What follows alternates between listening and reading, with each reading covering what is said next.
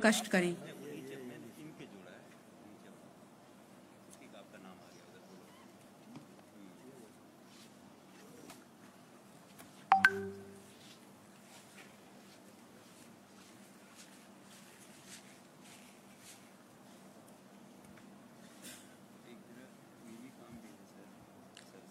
आज इस भूमि सुधार जन कल्याण कार्यशाला के अवसर पर इस कार्यक्रम में उपस्थित माननीय उप मुख्यमंत्री सह मंत्री राजस्व एवं भूमि सुधार विभाग, यहाँ उपस्थित सभी विभागीय पदाधिकारी एवं कर्मी, सभी जिलों से आए हुए हमारे अपर समाहर्ता, भूमि सुधार उप समाहर्ता, अंचल अधिकारी एवं राजस्व पदाधिकारी, यहाँ उपस्थित मीडिया के सभी बंधुओं,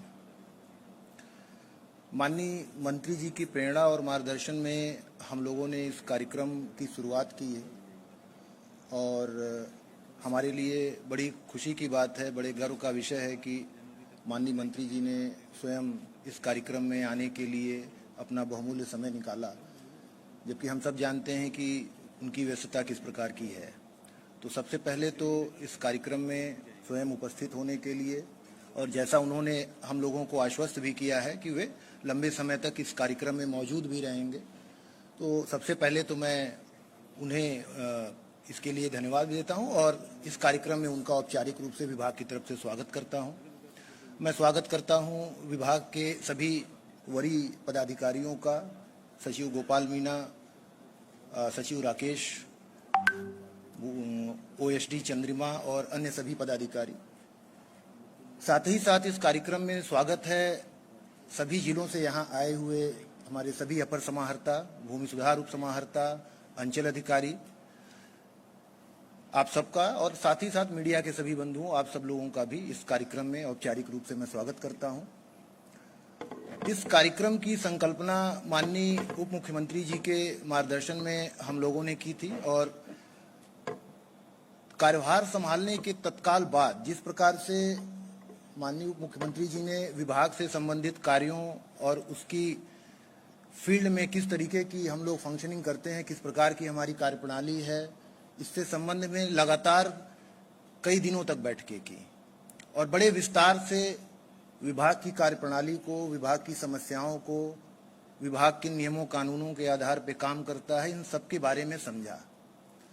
और बार बार उनकी एक ही चिंता झलकती है कि किस प्रकार से हम अपने कामों से आम लोगों को, जो सबसे निचले स्तर पर लोग रह रहे हैं, हमारे सभी आम नागरिक हैं, वंचित वर्ग के व्यक्ति हैं, गांव में रहने वाले गरीब भूमिहीन व्यक्ति हैं, इन सब लोगों तक किस प्रकार हम लोगों की सेवाओं का लाभ निर्बाध तरीके से पहुंचे। माननीय मुख्यमंत्री जी ने यह भी चिंता प्रकट की कि इतने सारे सुधार करने के बावजूद भी अभी भी विभाग के समक्ष शिकायतों का अंबार लगा रहता है और क्षेत्र में जाने पर सबसे अधिक जो समस्याएं जिस प्रकार की होती हैं उसमें राजस्व एवं भूमि सुधार विभाग पहले नंबर पर आता है। और कहीं न कहीं हम सब की जिम्मेदारी है कि हम सब लोग प्रयास करके इस पूरे सिस्टम को, इस पूरे व्यवस्था को इस प्रकार से परिवर्तित करें कि यह महसूस हो आम लोगों को कि हाँ, कुछ हो रहा है, कुछ नया हो रहा है और निश्चित रूप से उन सब का लाभ हम गांव तक, लोगों तक पहुंचा पाए। मैं आप सब लोगों को फिर से एक बार याद दिला दूं, आप सब लोगों में से अधिकांश लोग ऐसे हैं जो कई वर्षों से विभाग के अंतर्गत कार्यरत हैं। कुछ पदाधिकारी हैं जिनका पदस्थापन हुए बहुत ज़्यादा दिन नहीं हुआ, लेकिन कहीं न कहीं राजस्व विभाग से संबंधित सेवाएं और उसकी जो कार्य करने की क्षमता है गांव स्तर तक, उस सब के बारे में आप परिचित हैं। पिछले 4-5 वर्षों में विभाग ने कई सारे मिथकों को तोड़ा भी है। एक बहुत बड़ा मिथक इस प्रकार का बना हुआ था कि राजस्व विभाग जो है वो पूरी तरीके से एक झोले से संचालित होता है, जिसका मुख्य कर्ता धर्ता गांव में काम करने वाला राजस्व कर्मचारी है। और हम लोगों ने उसी समय यह संकल्प लिया था, यह लक्ष्य तय किया था कि हम किसी भी प्रकार उस झोले से निकाल करके उस पूरे राजस्व प्रशासन को किसी तरीके से हम कंप्यूटर तक पहुंचाएंगे ताकि वह पारदर्शी तरीके से आम लोगों को सुलभ हो। आज बड़े हर्ष का विषय है कि विभाग अपने उस संकल्प को पूरा करने में उस उद्देश्य को पूरा करने पर बड़े हद तक सफल रहा है और विभाग की जितनी भी सेवाएं हैं जो आम लोगों के उपयोग की हैं वो 100% ऑनलाइन माध्यम से संचालित की जा रही हैं। साथ ही साथ भूमि के जो भी रिकॉर्ड पहले ऑफलाइन माध्यम से लोगों तक पहुंचते थे वो सभी किसी भी प्रकार से उसको डिजिटाइज और स्कैन करके आम लोगों की पहुंच तक पहुंचाया गया है और लोगों तक राजस्व विभाग की सूचनाएं, उसके अभिलेख, ये सारी चीज़ों तक पहुंच बहुत आसान हुई है। पिछले 1 से 1.5 वर्षों में कम से कम 8 से 10 लाख व्यक्तियों ने राजस्व विभाग की सेवाओं का लाभ उठाया है और मैं यह भी बताना चाहूँगा कि राजस्व विभाग की सेवाओं के लिए जो एक यूज़र अकाउंट बनाना हम लोगों ने आवश्यक किया था, जिसके तहत सभी लोग अपने लॉगिन क्रिएट करके राजस्व विभाग की सेवाएं प्राप्त कर सकते हैं, उसमें आज के समय में राजस्व विभाग में लगभग 25 लाख रजिस्टर्ड यूज़र हैं। यानी 25 लाख लोग ऐसे हैं जो नियमित रूप से हमारी सेवाओं का किसी न किसी रूप में लाभ उठाते हैं। माननीय मंत्री जी का यह भी निर्देश हुआ है कि इसका हम लोग अधिक से अधिक विस्तार करें, ऑनलाइन सेवाओं का किस प्रकार अधिक से अधिक प्रचार प्रसार हो, इसके संबंध में अभी एक लघु फिल्म भी आपको दिखाई गई है कि किस प्रकार विभाग से संबंधित सभी सेवाएं आज मोबाइल के माध्यम से आम लोगों की पहुंच में है और निश्चित रूप से विभाग का यह सतत प्रयास रहेगा कि लोगों की जो मुश्किलें हैं उनको कैसे और हम आसान करें और कैसे राजस्व प्रशासन से संबंधित जो भी कार्य हैं उनके आसानी से उसकी उपलब्धता हो, आसानी से उनके कार्य संपन्न हो और शिकायतें मिनिमाइज की जा सकें, न्यूनतम की जा सकें। तो माननीय उप मुख्यमंत्री जी का यह भी निर्देश हुआ कि इसके लिए विभाग बड़े स्तर पर एक कार्य योजना बनाए और उस कार्य योजना में स्वयं उन्होंने ये अपने मार्गदर्शन में हम लोगों को ये निर्देश दिया कि हम लोग जिला स्तर पर भूमि सुधार जन कल्याण संवाद नाम का एक कार्यक्रम आयोजित करें, जिसमें हम आम लोगों के बीच में जाकर और अपने उस जिले से संबंधित सभी पदाधिकारियों को वहां उपस्थित रखकर उनकी समस्याओं को सुने कि आखिर दिक्कत कहाँ हो रही है, किस स्तर पर हो रही है, जिम्मेदारी किसकी है, कैसे उसको ठीक करें। साथ ही साथ उन्होंने यह भी निर्देश दिया कि पहले हम लोग राज्य स्तर पर सभी राजस्व से संबंधित जितने भी पदाधिकारी हैं उनकी एक कार्यशाला आयोजित करें, उनको थोड़ा प्रोत्साहित करें, उनको ये जानकारी दें, उनको ये बताएं कि विभाग और सरकार की क्या इच्छा है और विभाग और सरकार किस प्रकार लोगों को राहत पहुंचाने के लिए दृढ़ संकल्प है और अपने इस उद्देश्य को पूरा करने में अगर किसी भी स्तर पर कोई बाधा पहुंचाता है, कोई अड़ंगा लगाता है, तो किस प्रकार उसको दंडित करने के लिए भी विभाग और सरकार कृत संकल्पित है। अभी उप मुख्यमंत्री जी स्वयं अपने उद्बोधन में आपको विस्तार से बताएंगे, लेकिन मैं विभाग की तरफ से आपको ये बता देना चाहता हूं कि विभाग पूरी तरीके से दृढ़ संकल्पित है कि हम अपनी सेवाओं को निर्बाध रूप से, पारदर्शी तरीके से आम लोगों तक, गांव-गांव तक पहुंचाएंगे और इसमें अगर कोई दिक्कत आती है, किसी भी प्रकार की दिक्कत, तो विभाग के संज्ञान में उसको आप लाएं, क्योंकि इसमें बिल्कुल ही जीरो टॉलरेंस है और कहीं किसी भी प्रकार के समझौते की गुंजाइश नहीं है और हम सबको मिलकर ये संकल्प लेना होगा कि हम अपने कार्यों से निश्चित रूप से जो अंतिम पायदान पर खड़ा हुआ आदमी है उस तक इस विभाग की सेवाओं को पहुंचाएंगे और इस विभाग के विरुद्ध जो शिकायतें हैं, जो छवि है, उसको पूरी तरीके से बदल देंगे। तो मुझे उम्मीद है आज इस कार्यशाला में आप लगातार बने रहेंगे, पूरे मनोयोग से जो प्रस्तुतिकरण और जो संबोधन आपके समक्ष दिया जाएगा वो आप सुनेंगे और साथ ही साथ यहाँ से जब जाएंगे तो उसको अपने कार्यों में भी उतारेंगे और उसका अनुपालन भी सुनिश्चित कराएंगे। तो पुनः आप सभी लोगों को इस आयोजन में आने का मैं बहुत बहुत स्वागत करता हूँ। धन्यवाद।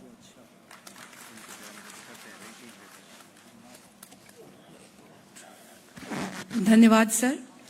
अब मैं माननीय उप मुख्यमंत्री सह विभागीय मंत्री महोदय से सादर अनुरोध करती हूं कि वह अपने संबोधन से हम सबका मार्गदर्शन करने की कृपा करना चाहेंगे।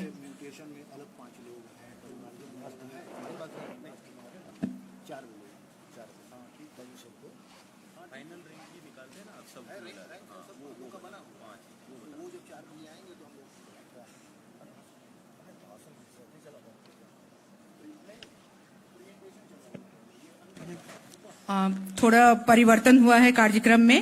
माननीय उप मुख्यमंत्री महोदय के संबोधन से पहले मैं अनुपम प्रकाश से अनुरोध करती हूं कि वह अपना प्रेजेंटेशन यहां पीपीटी के माध्यम से देंगे।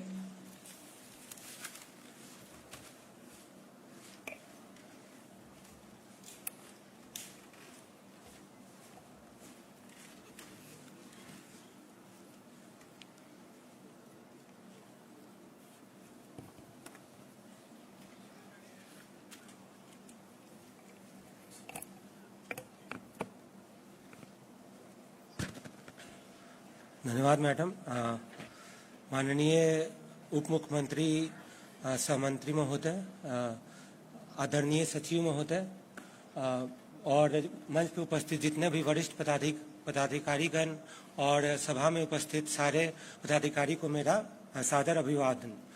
पहले तो इस कार्यक्रम का उद्देश्य को और काफ़ी अच्छे तरीके से हमारे सचिव महोदय ने मार्गदर्शन और उसको एक दिशा दे दी है।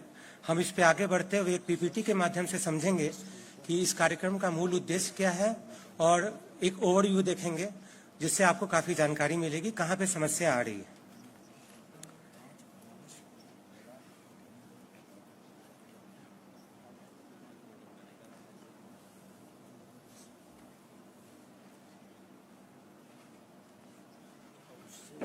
इस कार्यशाला का ये कार्यशाला है, वर्कशॉप, जिसमें आपको कुछ सीखना भी है, कुछ प्रशिक्षण भी प्राप्त कर लेंगे और कुछ जानकारियों को फिर से हम देंगे। तो इस कार्यशाला का मुख्य उद्देश्य है कि हमारा जो मुख्य उद्देश्य हम यही बोलेंगे कि शिकायत को कम करना। जितने भी हम कार्यक्रम कर रहे हैं ऑनलाइन माध्यम से, उसका फाइनल जो उसका फल है वो तभी मिलेगा जब शिकायत कम हो जाएंगी पब्लिक की। तो वो शिकायत कम कैसे होगी? वो शिकायत कम ऐसे होगी जब सेवाओं को हम अधिक प्रभावी तरीके से, जल्दी, समय के जो उसका समय सीमा है उसके अंतर और नियम के अनुसार जब हम उसको निष्पादन करेंगे तो ही वो शिकायत कम होगी। तो उसी का आपको एक सेंसिटाइजेशन किया जा रहा है इस कार्यक्रम के द्वारा। दूसरा, एक नई शुरुआत मानिए।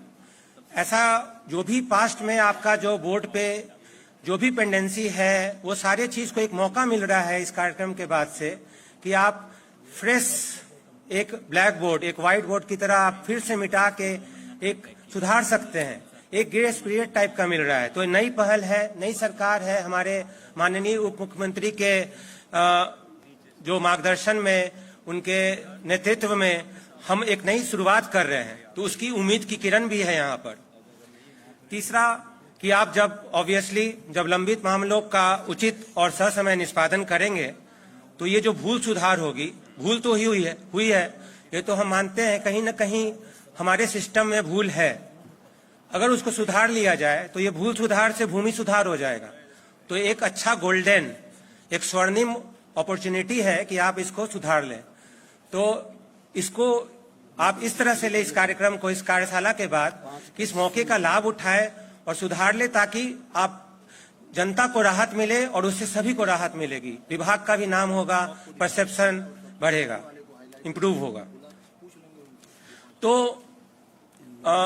ऐसे तो विभाग काफी कार्य करती है और पर हमारा अभी निकट भविष्य में इमीडिएट टारगेट जो है, प्राथमिकताएं हैं, वो हमारे माननीय उप मुख्यमंत्री के निर्देश से जो तय हुए हैं, जिस पे ध्यान देने की आवश्यकता है, वो जो दिख रहा है आपको स्लाइड पे वो है जो ऑब्वियस है। सबसे पहला परिमार्जन प्लस क्यों है? क्योंकि परिमार्जन प्लस भू अभिलेख का ये मुख्य आधार है। अगर आप इसके माध्यम से हमारे रिकॉर्ड्स को सुधार लेते हैं तो इसी पे बेस्ड सारे चीज जैसे दाखिल खारिज, मापी, सम परिवर्तन, ऐसे जितने भी चीज होते हैं वो सारे चीज सुधर जाएंगे। और आज जो पब्लिक हमारे पास शिकायत लेके ज्यादातर आती है उसमें परिमार्जन प्लस का सबसे बड़ा शिकायत का प्रतिशत है।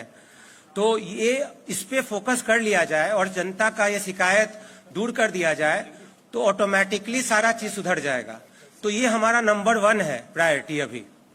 नंबर 2 स्वाभाविक है क्योंकि दाखिल खारिज, इसको हम विस्तार से थोड़ा सा उसमें मुख्य बिंदु को बाद में भी बताएंगे। दाखिल खारिज क्योंकि भावुकता से जुड़ा है, किसी के जमीन के नाम के परिवर्तन से जुड़ा है, तो लोग उससे काफी ज्यादा प्रभावित होते हैं। तो परिमार्जन जब सही से हो जाएगा तो दाखिल खारिज भी अब ये हम लोग ऑब्जर्व किए हैं यहाँ विभाग स्तर पर कि दाखिल खारिज भी अब अच्छा हो रहा है। जैसे जैसे लैंड रिकॉर्ड सुधर रहा है, आवेदन भी कम आ रहे हैं और वो जल्दी से निष्पादन हो रहा है। भूमापी तीसरा ये विवाद का प्रमुख कारण है।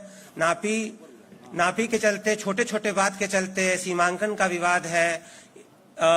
इस लैंड डिस्प्यूट के चलते काफी लोग प्रभावित होते हैं और लैंड डिस्प्यूट का सीधा जुड़ाव कानून व्यवस्था से है।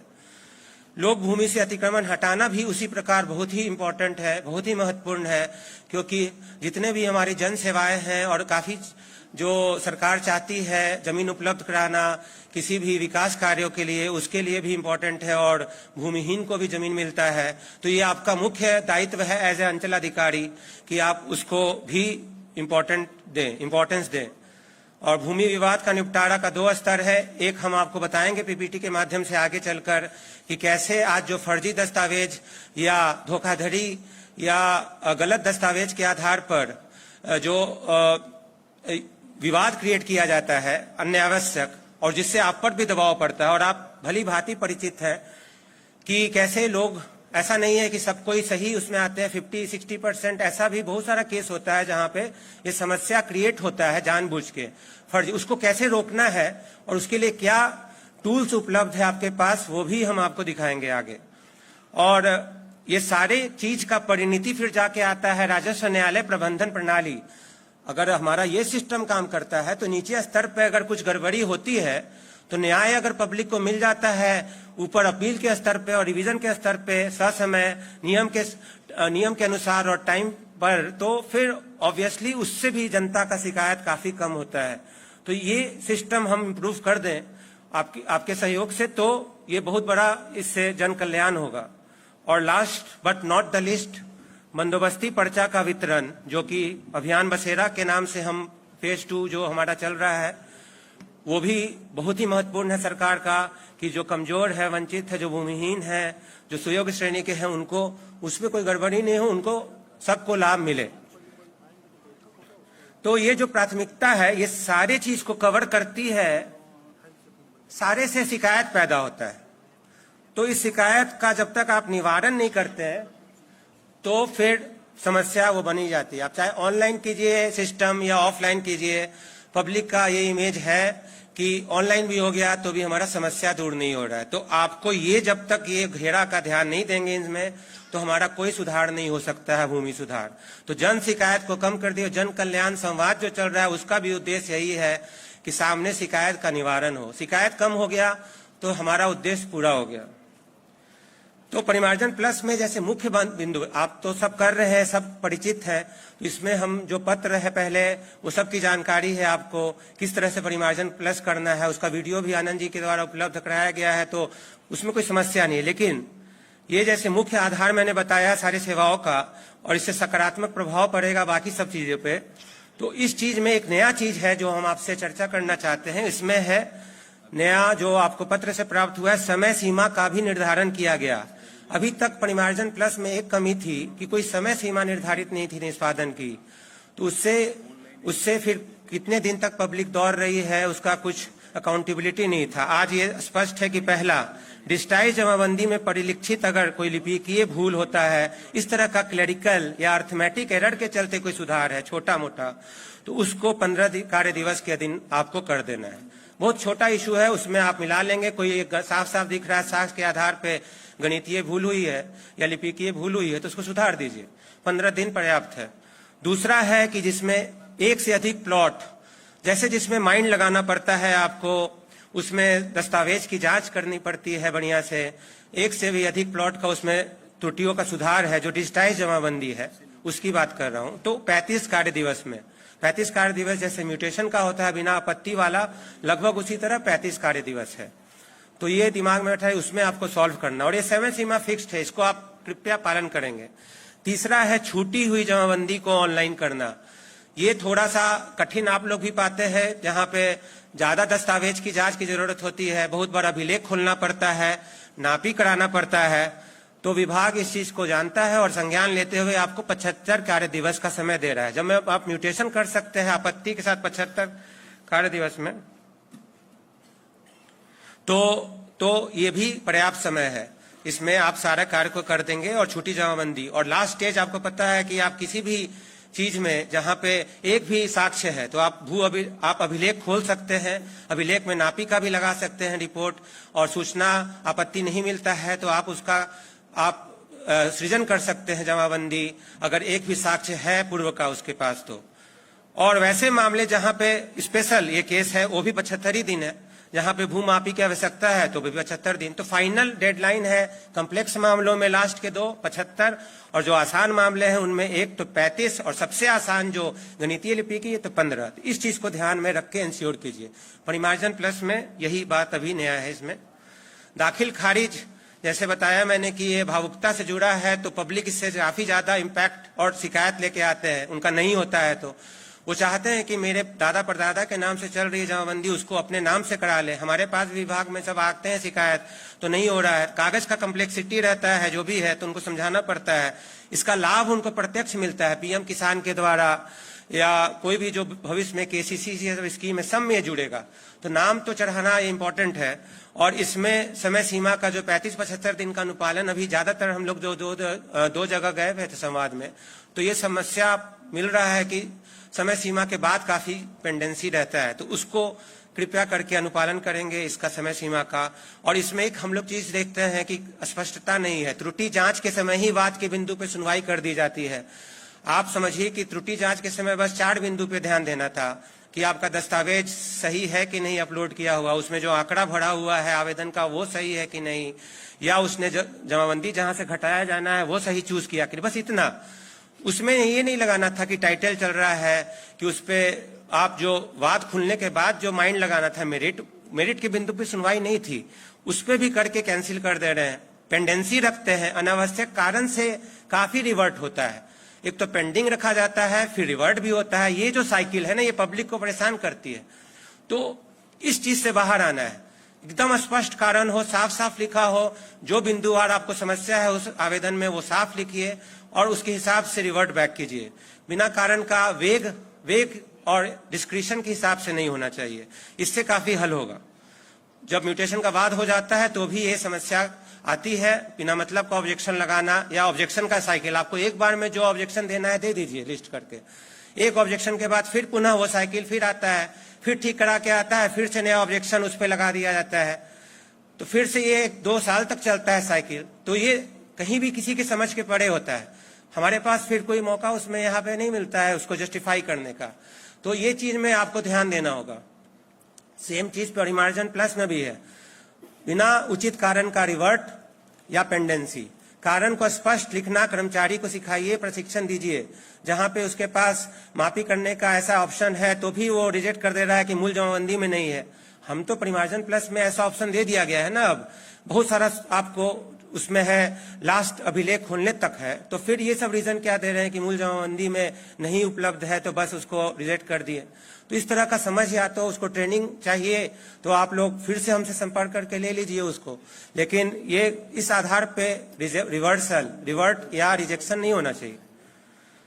और तीसरा जो भूमि की मापी है, वो इसका तो महत्व आप ही लोग जानते हैं ज्यादा, कितना विवाद होता है और कितना जनता दरबार में आप लोग फेस करते हैं इस समस्या को।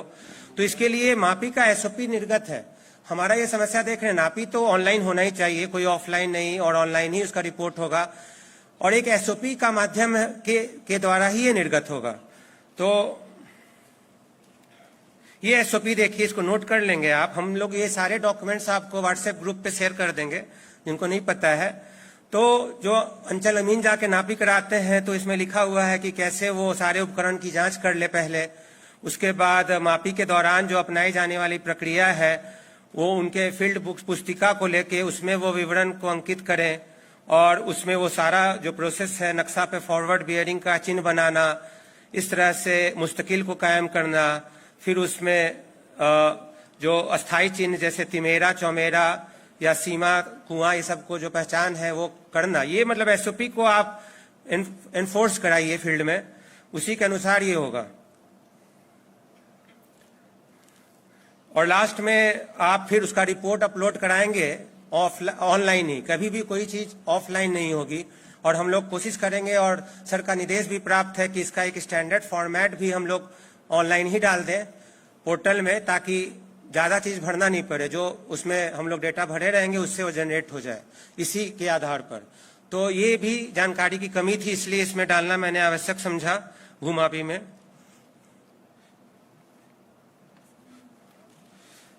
और नेक्स्ट, जैसे मैंने बताया, लोक भूमि से अतिक्रमण हटाना, क्योंकि ये हमारा आज विकासोन्मुखी जो सरकार का ये जो प्राथमिकता है, जमीन उपलब्ध कराना, और इसमें अंचलाधिकारी को स्पेसिफिक पावर है, समाहर्ता का जो शक्ति है, तो उसका कृपया उपयोग करेंगे अपने पावर का, क्योंकि आप कस्टोडियन ऑफ गवर्नमेंट। बहुत बार देखा गया है कि विभाग में कि जहां पे सरकारी भूमि पे अतिक्रमण है तो उस पे जब तक कोई संज्ञान मिला भी है और कोई यहाँ से पत्राचार भी हुआ है काफी, तो भी उसको सीरियसली नहीं लिया गया, या अपना पक्ष नहीं अच्छे से रखने से कोर्ट में वो हम हार गए या हमारे फेवर में फैसला नहीं आया। तो इसमें आपको प्रोएक्टिव होके, सक्रिय होके सभी चीज में ऑनलाइन ही करना है। कोई भी पहले तो दिमाग से हट जाना चाहिए कि कोई भी प्रक्रिया अभी ऑफलाइन है हमारा। आपको सारी प्रक्रिया, हमारा सारा कोर्ट ऑनलाइन है, और यहाँ तक कि बकास रहितीकरण हो या लगान निर्धारण हो, उसमें भी ऑफलाइन कुछ इनिशिएट नहीं होता है। आवेदन हमेशा पब्लिक द्वारा या सीओ के द्वारा ऑनलाइन ही होगा, और उसमें रिपोर्ट मांगने के दौरान, प्रतिवेदन मांगने के दौरान आप फिर रिपोर्ट लीजिए। वो भी हम उसमें सिस्टम में डेवलप हो गया है, जो जस्ट अब लॉन्च होने वाला है, जिसमें ऑनलाइन रिपोर्ट भी लिया जाएगा, रिमांड बैक भी ऑनलाइन होगा। सिर्फ सुनवाई जो है अभी ऑफलाइन है, बाकी सारी प्रक्रिया हमारी ऑनलाइन है। तो ये जो और ऑफलाइन कागज जमा नहीं करेंगे, ये भी देखा गया है, उस तरह का समस्या, तब तक उसका केस जनरेट नहीं होता है। तो ये रिपोर्ट्स आ रही है विभाग को, तो कृपया करके जितने भी आरसीएमएस के कोर्ट में हैं वो सारे ऑनलाइन ही करेंगे, और खासकर अतिक्रमण के मामले में सीओ सक्रिय होकर अपना पक्ष रखेंगे सरकार के पक्ष में। फैसला वो तो फिर ऑनेबल कोर्ट ही डिसाइड करती है, लेकिन आपको अपना पक्ष रखना है। भूमि विवाद में ये बहुत इंपॉर्टेंट पॉइंट है, जिसमें हमारे माननीय उप मुख्यमंत्री ने इस पे स्पेसिफिक लिखने को बोला, और इस पे ये आपको पहली बार सेंसिटाइज भी करने की जरूरत है कि ये ऑब्जर्वेशन काफी रहा कि जिसमें फर्जी या गलत दस्तावेज जो होता है, फ्रॉड डॉक्यूमेंट्स, कूट या छेड़छाड़ करके इस तरह से आपको भी परेशान करने के लिए या विवाद क्रिएट करने के लिए अनावश्यक कोर्ट केस कर दिया जाता है, या आपके खिलाफ कोई आपत्ति कोई दे देता है म्यूटेशन में या कोई विवाद में। तो इस तरह से आपको भी जानकारी हो जाती है कि ये इसमें छेड़छाड़ है, तो उस पे आपको चुपचाप, अगर कोई ऐसा करता है और संज्ञान में मामला आता है तो लेके बैठ नहीं जाना है। उसके लिए जो भी उचित दंडात्मक कार्रवाई करना है कानून के अनुसार, वो आपको प्रारंभ करना है। चिन्हित पहले तो करना है ऐसे मामलों को, यहाँ से जाएंगे तो, और उसके बाद ऐसे सभी मामलों को चिन्हित कर सभी पे कार्रवाई को प्रारंभ कराना है, ताकि लोग हतोत्साहित हो इस बारे में। इसके लिए कुछ सहयोग के लिए आपको हम वैसे जो धाराएं हैं आईपीसी, जो पहले भारतीय दंड संहिता है, उसके अनुसार हम आपको दिखाते हैं, जिसका आप उपयोग कर सकते हैं। अनुपम जी, एक बार ये बताइए, सारे पदाधिकारी यहाँ बैठे हैं, भूमि विवाद पर आप लोगों ने आपराधिक कानून प्रावधान का उपयोग आज तक किए हैं? कोई एक भी व्यक्ति, एक भी पदाधिकारी अगर जो किए हैं तो हाथ खड़ा करिए, तो खड़ा हो जाइए। तो एक व्यक्ति किए हैं वहां।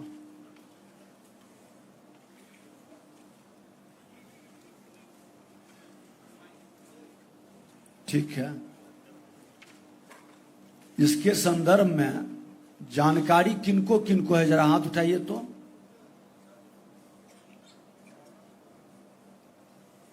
क्योंकि हम फिर भुला करके यहाँ पूछेंगे कि आपके विभाग के अंदर जो जो कार्य हो रहे हैं और उसमें क्या कानूनी प्रावधान है, क्या प्रक्रिया है, ये हमारे नॉलेज में है या नहीं। मतलब आज तक एक भी व्यक्ति को छोड़ करके आप खड़े हैं, इसी के लिए न आप कैसे ही खड़ा है?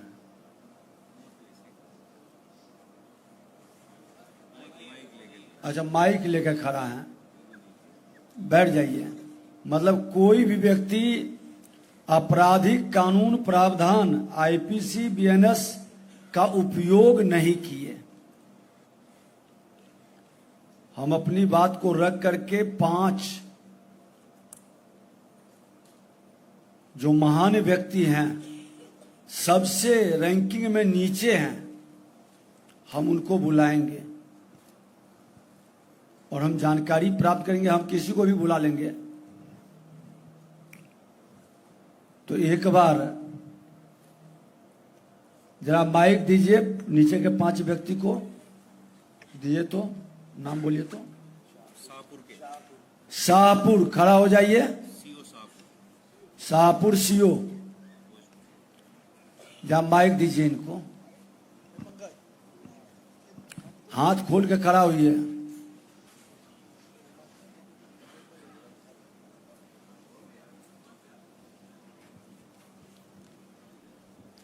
आपराधिक कानून प्रावधान क्या है बताइए। सर इसमें 2 धारा लगाते हैं भूमि विवाद में, 107 सर, और बीएनएसएस का जो सर 163 सर, जिसको पहले 144 था सर, उसका अनुमोदन एसडीओ सर के यहाँ मेरे यहाँ से जाता है सर।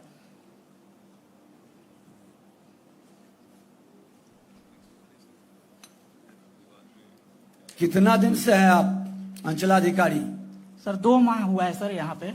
नहीं, आपकी 2 माह सर। सर्विस का 2 माह हुआ है?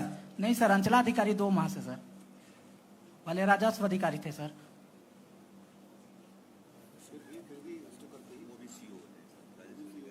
आपने कभी इस धारा का उपयोग किया है? सर शनिवार के जनता दरबार में करते हैं सर 107 सर।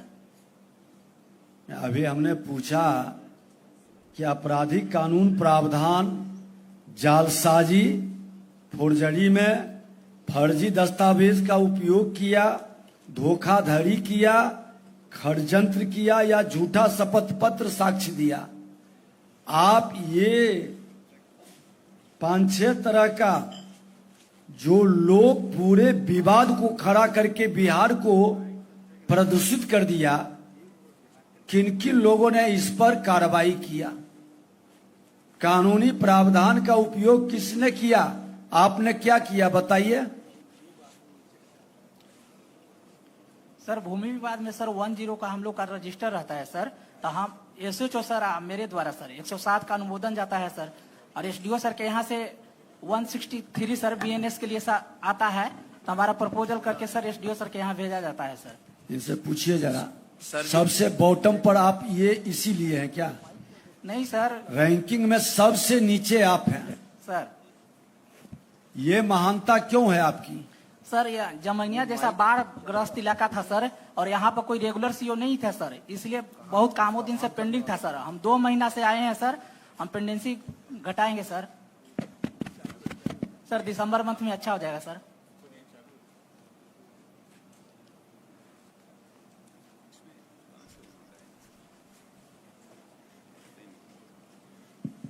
ये जो आप बता रहे हैं ना 163, ये प्रिवेंटिव एक्शन की कैटेगरी में आता है। सर आपने अगर किसी ने फर्जी कागजात लगाया है या कोई गलत जानकारी दे करके आवेदन दिया या इस गलत कागज लगा करके किसी चीज में विवाद पैदा किया, तो दंडात्मक रूप में क्या किया? ये तो आपका प्रिवेंटिव है कि वहां पर 144 के तहत जो है यथास्थिति कायम रहेगी, और 107 जो पहले हुआ करता था अभी ये सारी चीजें जो है ना, ये बहुत हल्की धाराएं हैं, इसमें कोई बहुत कड़ी कार्रवाई की गुंजाइश नहीं होती है। तो क्या आपने कोई प्रॉपर धाराओं में, जैसे पहले 420 था, तो क्या उसके सापेक्ष नई धारा में कोई एफआईआर वगैरह कराया है? क्योंकि ऐसे मामले लगभग सभी जगह आते हैं जहां फर्जी कागजात लगा करके आवेदन दे करके लोग म्यूटेशन की कोशिश करते हैं या भूमि को विवादित बनाने की कोशिश करते हैं। तो ऐसे मामलों में क्या किया आपने? सर मेरे संज्ञान में ऐसे मामले अभी 2 मंथ में नहीं आए हैं सर, अगर आएंगे तो सर इस पर एफआईआर कराया जाएगा। नहीं, वही मंत्री जी पूछ रहे हैं। अभी जो हाथ खड़ा करा रहे थे तो किसी ने खड़ा नहीं किया, इसका मतलब है कि जो भी भूमि विवाद के मामले तो हैं, आप देख ही रहे हैं। अंचल स्तर पर थाने में हर शनिवार को जो बैठक करते हैं आप थाना प्रभारी और आप लोग, तो उसमें ऐसे बहुत सारे मामले आते हैं जहां लोगों ने शिकायत की कि गलत कागज लगा करके जमीन बेच दिया या दाखिल खारिज करा लिया या गलत लगान रसीद कटा ली।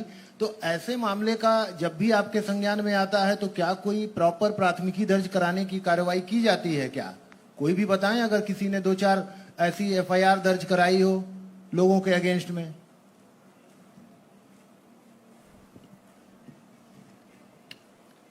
अच्छा, आप यही बताइए कि सबसे रैंकिंग में पीछे रहने का कारण है कि 2 महीना पहले पोस्टिंग हुआ इसलिए? नहीं सर, जमैनिया जैसा बाढ़ ग्रस्त इलाका था सर, तो सभी पूरे सर सिस्टम कौन में कौन मामले में ये रैंकिंग में पीछे हैं? जैसे आप आखिरी नंबर पे हैं शाहपुर, सर। और आपका परिमार्जन प्लस है, म्यूटेशन है, आधार सीडिंग है, एलपीसी है, मापी है, ये सारे मामले, यहाँ तक कि इंक्रोचमेंट के जो केसेस हैं उन सारे मामलों में आपका जो प्रदर्शन है वो बहुत खराब है। सर एलबीसी में 0 नंबर के कारण सर टेक्निकल फॉल्ट है सर, हम 2 बार लेटर भी लिखे हैं, आगे प्रोसेसिंग नहीं हो रहा है, इसलिए इस मंथ में 0 नंबर मिला है सर। देखिए, जो टेक्निकल प्रॉब्लम की बात कर रहे हैं ना, वो मोटा मोटी अगर कोई टेक्निकल प्रॉब्लम होती है, सॉफ्टवेयर की समस्या होती है, सर्वर डाउन है, ये इसका प्रभाव सारे ही अंचलों पे पड़ता है। ऐसा नहीं है कि शाहपुर से कंप्यूटर सिस्टम का कोई खास दुश्मनी है जिसकी वजह से आप ही के यहाँ का कार्य बाधित करा दे कंप्यूटर, ऐसा नहीं सर, होता नहीं। एलपीसी में सर 0 नंबर मिलने का कारण वही है सर, व्यक्तिगत सर शाहपुर का सर दिक्कत है सर। एलपीसी में 2 मंथ से सर डिस्पोजल नहीं हुआ है, फॉरवर्डिंग नहीं हो रहा है सर, लेटर लिखा गया है सर। आपके यहाँ एक भी इंक्रोचमेंट केस का डिस्पोजल नहीं हुआ है क्या? इंक्रोचमेंट नहीं है कोई? एक हुआ है सर, पूरे अंचल में केवल एक सर, और सर शेष कर ली जाएगी सर। प्रपत्र 1 नोटिस हो चुका है सर, अगले महीने में सर, इसी मंथ से सर डिस्पोजल होगा। इंतजार करते हैं क्या? नहीं सर, प्रपत्र 1 नोटिस हो सर, प्रपत्र 2 के बाद सर। चलिए, नहीं, जो महान व्यक्ति है उन्हीं को हम लोग पहले सेकंड नंबर बुलाइए।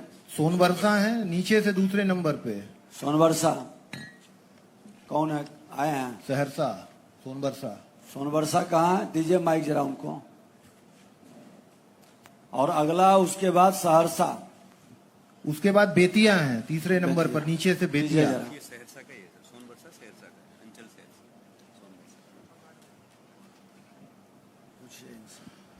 सोनबरसा आपका प्रदर्शन सबसे खराब है, नीचे से आप दूसरे नंबर पे हैं, और सभी मामलों में आपका परिमार्जन प्लस में 44% का डिस्पोजल, म्यूटेशन वाले में 57 का, अभियान बसेरा में केवल 7% का, आधार सीडिंग आपकी ठीक है 98% आपने रिपोर्ट किया है, लेकिन ऑनलाइन एलपीसी फिर 95, ई मापी 77। जी प्रणाम सर। सर मैं अभी सर रिसेंटली पिछले शनिवार को चार्ज लिया हूँ सर, और डोंगल भी सर सोमवार को ही एक्टिव हुआ है, तो मैं उसमें नहीं सर उसको डिस्पोज कर पाया एक दिन में। तो मतलब आपके यहाँ पहले कौन था? तो सर चले गए हैं छुट्टी में, तबीयत खराब हो गई उनकी सीओ साहब की, तो मेडिकल में चले गए हैं सर। कौन थे, क्या नाम था? जितेंद्र कुमार सिन्हा सर। नोट करिए जरा उनका हिस्ट्री निकालिए। तीसरा बोलाइए। बेतिया बताएंगे नीचे से तीसरे नंबर पर, बेतिया। बेतिया परिमार्जन प्लस में 60% की वहां उपलब्धि किनारे है। खड़े हैं, दीजिए माइक उनको।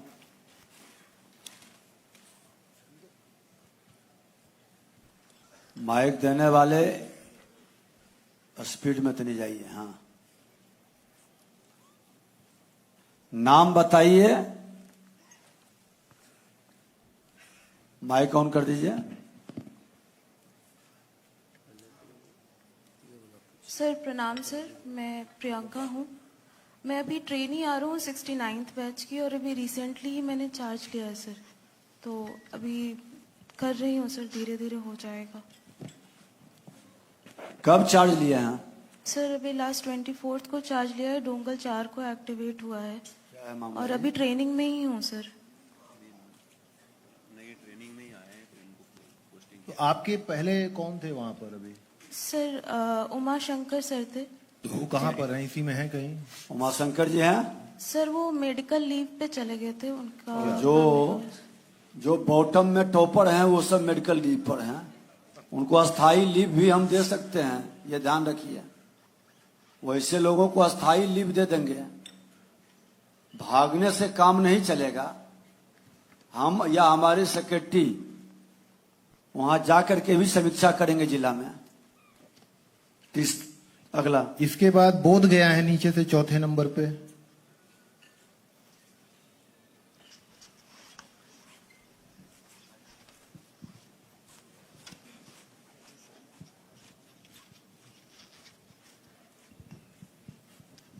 प्रणाम सर। अभी सर बताइए। मैं चुनाव के समय भी यहाँ योगदान किया हूँ सर। नाम बताइए। चंद्रशेखर नाम है सर मेरा।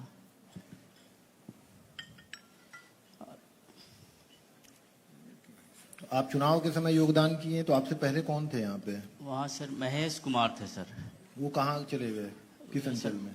पालीगंज में गए हैं सर। पालीगंज वाले बताएं, यहाँ पालीगंज अंचल अधिकारी किधर बैठे हैं? क्या होंगे यहाँ?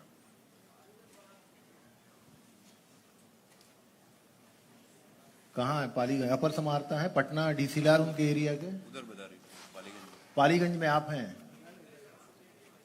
नहीं वहाँ है ना ऑलरेडी, वो रही। वो भी छुट्टी पे हैं? नहीं वहाँ है वो। उनको माइक दो।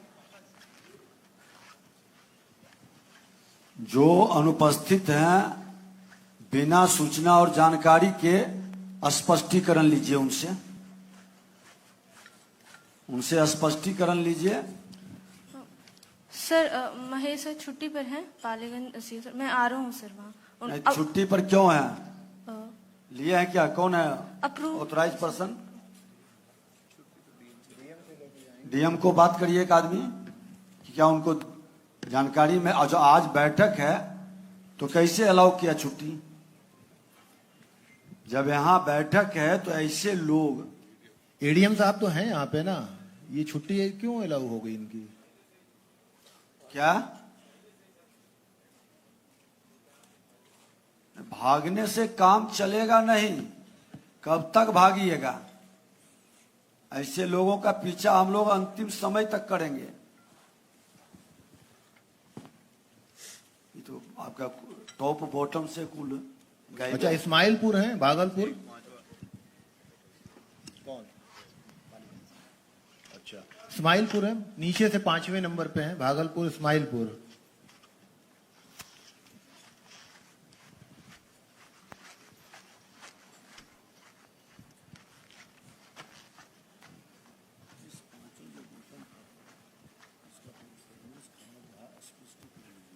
जी प्रणाम सर। आपका जो प्रदर्शन है वो नीचे से 5वें नंबर पे है। परिमार्जन में 37% का डिस्पोजल है, म्यूटेशन में 53% का है, अभियान बसेरा में 47% का है, आधार सीडिंग 77, ऑनलाइन एलपीसी आपका 89, ई मापी आपका 55। तो जो औसत है बाकी जिलों का उससे काफी पिछड़ा हुआ है, तो कोई विशेष कारण है क्या, तो बताइए। जी नहीं सर, वो उधर सर बाढ़ प्रभावित है तो वहाँ वो पूरे अंचल में सर बाढ़ आ जाती है और ऑफिस में भी बाढ़ आ गया था। और बाढ़ हो जाने के बाद सर वो फिर इलेक्शन आ गया, इसी में थोड़ा पेंडेंसी सर बढ़ गया। बाढ़ में बाकी काम बंद हो गया? बाकी विभाग के भी काम बंद हो गया होगा? नहीं सर, वो ऑफिस में भी पानी मतलब घुस सिर्फ जाता है। अंचल का काम बंद हो गया? ऑफिस में पानी आ जाने के कारण सर वहाँ से ऑफिस शिफ्ट करना पड़ेगा। इन सब को नीचे से टॉप 10 जो हैं स्पष्टीकरण लीजिए और सबसे स्पष्टीकरण लीजिए और कैसे सुधार होगा। एक अवसर देंगे, नहीं करिएगा तो फिर आपको फील्ड में रहने के लायक नहीं रहने देंगे, हटा देंगे वहां से। ये अच्छी स्थिति नहीं है। और ये आज ही नहीं, फिर एक बार हम लोग यहां सबको बुलाएंगे आपको अवसर देके सुधार का, और उसके बाद फिर गहन दिन भर की समीक्षा होगी। आज भी पूरे दिन भर चलेगा ये कार्यक्रम। ये कितना आपको लगता है कि बाढ़ के कारण सिर्फ आपका विभाग प्रभावित हुआ? प्रभावित तो सारे विभाग को होना चाहिए था। सर वहाँ प्रखंड और अंचल सर दोनों रिंग बांध के बाहर गंगा नदी के तरफ है, तो पानी सर पूरे ऑफिस में। कौन है यहाँ के एडीएम, डीसीएलआर? कंप्यूटर से करना, कहीं से बैठ के घर से भी कर सकता है। डीसीएलआर कौन है? आप इनकी समीक्षा नहीं कर पाते हैं? ये लोग इतने टॉप 10 बॉटम से क्यों हैं? नहीं, एक बार सेक्रेटरी साहब आप लोग समीक्षा करें, ये अच्छी स्थिति नहीं है। बताइए एडीएम कौन है वहां के? एडीएम भागलपुर क्यों है इतने पीछे और क्यों गायब हो जाते हैं? बाढ़ से प्रभावित हो गया?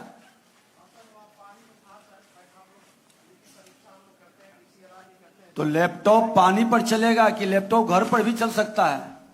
नहीं सर, ऑनलाइन सिस्टम सर, हम कहीं से भी बैठ के कर सकते हैं। सर बिल्कुल सर। सर हम लोगों ने इनकी समीक्षा किया है सर, और इनको हम लोगों ने कई बार चेतावनी दिया सर, इनकी थोड़ी सी लापरवाही है सर। स्पष्टीकरण लेकर के काम के योग्य नहीं है तो इस पर विचार करिए। सर जो लोग असफल हैं अपने काम में, फिर उनको काम पर लगाने की औचित्य क्या है? सर हम लोग करते हैं सर, एक समीक्षा और करते हैं सर हम लोग। और इनका बहुत छोटा सा 4 पंचायत का तो इनका अंचल है सर, तो इनको करना चाहिए सर। देखिए सबसे बड़ी दुखद चीज है कि अभी आपराधिक कानून अगर जो हम लागू कर देते, हमारा माननीय मुख्यमंत्री जी के निर्देश पर कितना सिस्टम को ठीक से बनाया है, आपने जमीन पर उतारा नहीं। अगर जो थाना और सीओ मिल करके जालसाजी करने वाला, फर्जी दस्तावेज का उपयोग कर रहा है, धोखाधड़ी कर रहा है, षड्यंत्र, झूठा शपथ दे रहा है, हम उस पर एफआईआर शुरू कर दें तो आधी ये झंझट अदालत की घट जाएगी। क्या घटेगा कि नहीं जी? कौन कौन इस बात से सहमत है? हाथ उठाइए तो। सब सहमत हैं, और जो सहमत नहीं है वो खड़ा हो जाइए। जो सहमत नहीं है वो खड़ा हो जाइए। एक व्यक्ति खड़ा है, बताइए। अच्छा बैठ जाइए, अब बैठ जाइए, आप तो महान हैं। कौन है इस बात से सहमत कि नहीं इस सब से नहीं होगा, अदालत का बोझ कमेगा नहीं? सीओ का हो, डीसीएलआर का हो, एडीएम का हो, डीएम का हो या कमिश्नर का हो, उसका बोझ घटेगा कि नहीं?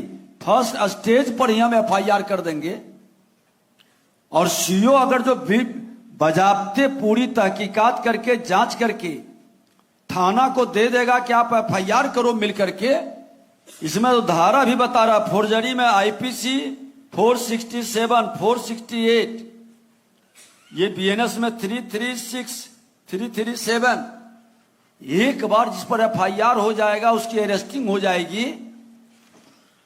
हिम्मत करेगा कोई फोर्जरी करने का, फर्जी दस्तावेज उपयोग करने का? उसमें भी आईपीसी 471 है।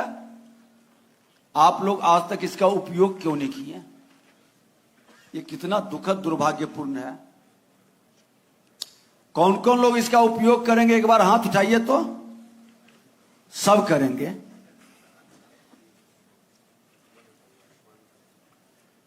एक एक एफआईआर पर अंचल इस साल के अंदर हो जाएगा। कौन कौन इस बात से सहमत है? जरा हाथ उठाइए। हिम्मत कौन कौन जुटा सकते हैं एफआईआर करने का? एक एक एफआईआर उस फर्जी दस्तावेज जालसाजी करने वाले पर ये दिसंबर के अंदर हो जाएगा। एक आदमी हाथ उठाए, बाकी लोग करें हिम्मत है तो पूरा हाथ उठाओ। आधा अंदर बाहर क्या हो रहा? डर रहे हो? ठीक है, आपकी पहले आपने क्या किया हम नहीं जानते हैं। ये 15 दिन में क्या कमाल करेंगे और धमाल करेंगे, आपकी दहशत की गूंज पूरे बिहार के अंदर गूंजनी चाहिए। और जहां दिक्कत हो, सरकार आपके साथ खड़ी है। हमारा विभाग, हमारे सेक्रेटरी सब खड़े हैं, लेकिन पूरे तथ्य के साथ, ताकि आप जब एफआईआर करें तो अपराधी बच नहीं सके। दिक्कत कोई टेक्निकल समझ में हो तो डीसीएलआर और एडीएम आप इनको सपोर्ट करें। क्या आप लोग सहमत हैं इस बात से? आप लोग भी हाथ उठाइए तो।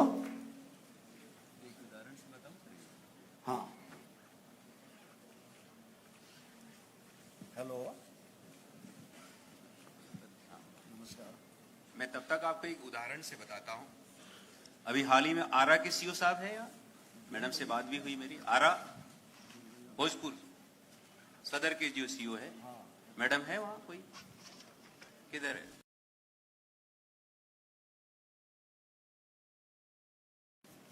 हाँ मैडम, एक केस जो मैंने अभी मेरे पास आया था, चकबंदी के अधिकारी यहाँ बैठे भी हैं। चकबंदी से फर्जी चकबंदी का कागज दिखा के उस बंदे ने, IIPA का जो कौन वो बंदा था वो जो हमारे पास शिकायत लेके आया, चकबंदी का फर्जी कागजात दिखा के उस बंदे ने, उसके विपक्षी ने रजिस्ट्री कराया और रजिस्ट्री के आधार पे आपके यहाँ म्यूटेशन दिया। इसने प्रोटेस्ट किया और उसी क्रम में हम लोगों ने जांच किया, आपको वेरिफिकेशन करा के भी हमने यहां से भेजा कि वो फोर्ज्ड चकबंदी का कागज करके दूसरे के खेसरा नंबर भी उसमें चढ़ा के फोर्ज डॉक्यूमेंट के आधार पे उसने रजिस्ट्री कराया। वहां तक तो ठीक है, रजिस्ट्री कराया, गलत तो वो उसको रजिस्ट्री वाले देखेंगे, वो फोर्जरी का केस करे। लेकिन आपके यहाँ म्यूटेशन का अटेम्प्ट जो किया उसने फोर्ज डॉक्यूमेंट्स के आधार पे, और वो स्थापित है हमारे ही विभाग के चकबंदी निदेशालय के ऑफिसरों के द्वारा सत्यापन करके आपको उपलब्ध करा दिया गया। ऐसे मामले फिट है जिसमें हम लोग, अगर सरकार के अधिकारियों की आंख में धूल झोंक रहा है कोई आदमी फर्जी कागजात के आधार पे, तो जो सर जिस तरह से बोल रहे हैं, हम लोगों को आपराधिक जो आप जो शांति परिशांति बनाए रखने का 126 BNS या 163 जो 144 को लगाते, वो तो सिर्फ लड़ रहे हैं लोग उसको शांति बनाए रखने के लिए। यहाँ लड़ाई नहीं है, लड़ाई चुपचाप गलत डॉक्यूमेंट के आधार पे जो हम ही लोगों को अटेम्प्ट कर रहा है, कभी हम पकड़ पाते, कभी हम नहीं भी पकड़ पाते। लेकिन अगर जो गलत हमारे यहाँ प्रस्तुत कर रहा है, अटेम्प्ट करने वाले आदमी को पहचान करके उस FIR वेल ड्राफ्टेड FIR करे, तो ऐसे अटेम्प्ट करने वाले लोगों की संख्या कम हो जाएगी। और हम लोग जो बेवकूफ बन रहे हैं या गलत काम हमसे भी हो जाता है, क्योंकि हर डॉक्यूमेंट को वेरीफाई करना संभव नहीं होता है। हम लोग भी सुरक्षित रहेंगे। एक दो केस आप इस तरह से आइडेंटिफाई करिए और उस पर आप FIR कर सकते हैं। आपका केस फिट आपने किया सर, मैंने उस पे रोक भी दिया है, उसको रिजेक्ट रोक तो दिया, आप रिजेक्ट, हम यही करते हैं अधिकतर लोग अपना उसको, अगर गलत आदमी अटेम्प्ट कर रहा है तो हम अपना काम करके उसको छोड़ देते, वो छोड़ने से ही उसको मनोबल बढ़ रहा है। सर मैं करवा देता हूं। तो मुझे लगता है ऐसे सारे लोगों के लिए मेरा रिक्वेस्ट होगा कि आप लोग भी ऐसे एक एक केस कम से कम चिन्हित करके FIR करेंगे, तो ऐसे जो गलत प्रवृत्ति के लोग हैं वो आपके यहाँ पे गलत और फोर्स डॉक्यूमेंट के आधार पे आपके यहाँ अटेम्प्ट नहीं करेंगे। Thank you. अब मैं माननीय अब एक चीज, सभी DCLR के यहाँ एक लीगल एडवाइजर रहता है, आप उनसे भी सलाह लेकर के, DCLR की जिम्मेवारी है कि हर अंचल में जो केस हो उसका प्रॉपर मॉनिटरिंग कर लेंगे और उनको मदद करेंगे सभी CO को। क्वालिटी FIR हो, हाँ, क्वालिटी गुणवत्तापूर्ण FIR हो, स्कोप नहीं बचे। इससे हमारा अपराध भी रुकेगा बिहार के अंदर, और जो थाना निष्क्रियता अपनाएगा, बजाबते हम DGP को उसका एक डिटेल बना के विभाग के द्वारा भेजेंगे। थाना के भी गैर जिम्मेदारी लापरवाही को हम लोग गंभीरता से लेंगे, लेकिन पहला पहल अपने विभाग से होनी चाहिए, इसको एक बार देख लें। अब मैं माननीय उप मुख्यमंत्री महोदय से अनुरोध करती हूं कि वह अपने उद्बोधन से हम सभी का मार्गदर्शन करें।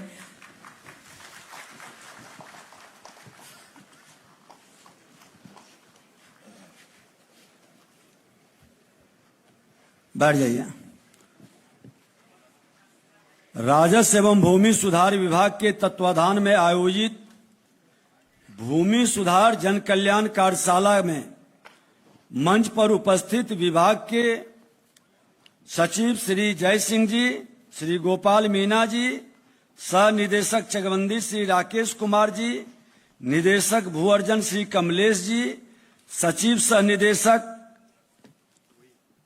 अपर सचिव श्री अरुण कुमार सिंह जी, संयुक्त सचिव महेंद्र पाल जी, विशेष कार्य पदाधिकारी सुश्री चंद्रमा अत्री जी, संयुक्त सचिव अजीब वत्सराज जी, उपनिदेशक मोना झा जी, विभाग के अन्य वरिष्ठ पदाधिकारी, राज्य के विभिन्न क्षेत्रों से यहां आए, अपर समाहर्ता, ADM, DCLR, CO, RO, press media के बंधुओं, ये कार्यशाला है भाषण का उद्देश्य नहीं है। कार्यक्रम की रूपरेखा से स्पष्ट है कि यह अंचल से लेकर मुख्यालय तक सभी पदाधिकारियों के बीच संवाद करना और जनता से जुड़े मामलों के सम्यक समाधान की राह तलाशना है, ताकि हमारा पूरा विभाग एक टीम के रूप में एक ध्येय के साथ एकनिष्ठ होकर काम करे। और आपका जो हम देख रहे हैं उत्साह, ये निश्चित तौर पर इस विभाग का सम्मान बढ़ाने और एक परिवार के रूप में पूरी कर्तव्य निष्ठा पर बिहार के अंदर एक माहौल बेहतर बनाने का संकल्प आपके मन के अंदर है।